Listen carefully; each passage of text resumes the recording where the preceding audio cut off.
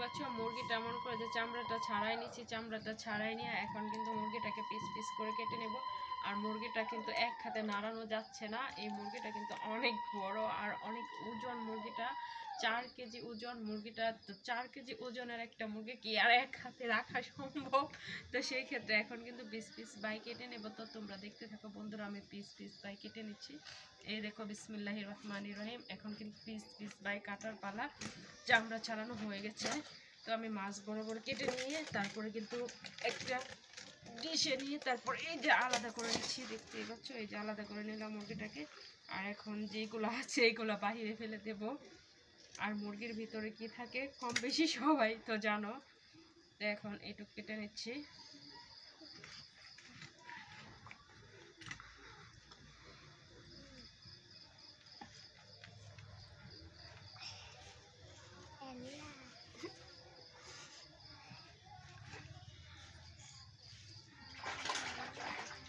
এখন ধুয়ে নিলাম, এই দেখতে পাচ্ছ চামড়ার ইটা কেটে নিলাম।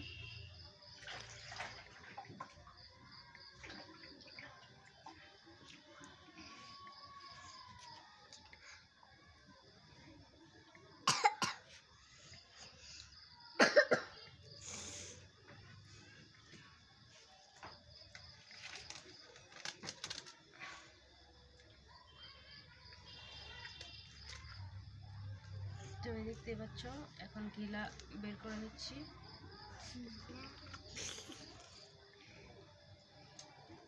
এখন কলিজাটা নিয়ে আসবো, এই দেখো কলিজাটা, কলিজাটা অনেক বড়।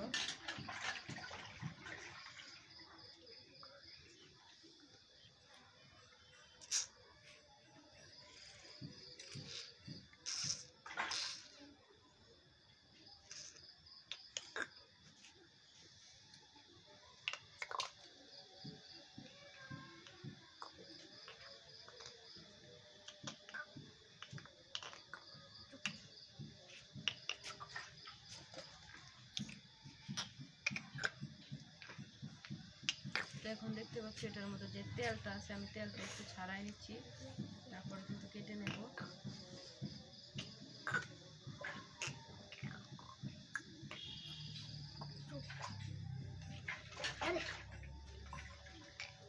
ওখানে বলে পানি রাখছি, যেটা ময়লা হচ্ছে বল থেকে ধুয়ে নিয়ে আসছি।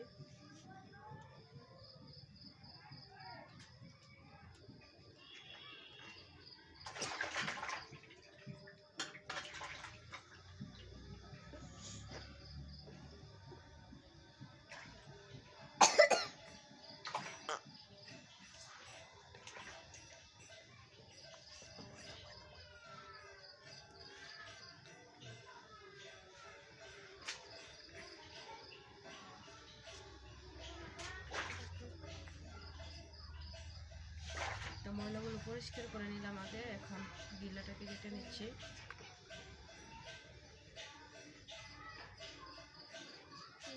তো আমার মুরগি কাটার ভিডিওটা কেমন হয়েছে অবশ্যই সবাই কমেন্ট করে জানাবো। আবার চলে আসবো নতুন কোনো ভিডিও নিয়ে তোমাদের সামনে। সে পর্যন্ত সবাই ভালো থাকো, সুস্থ থাকো। ধন্যবাদ সবাইকে।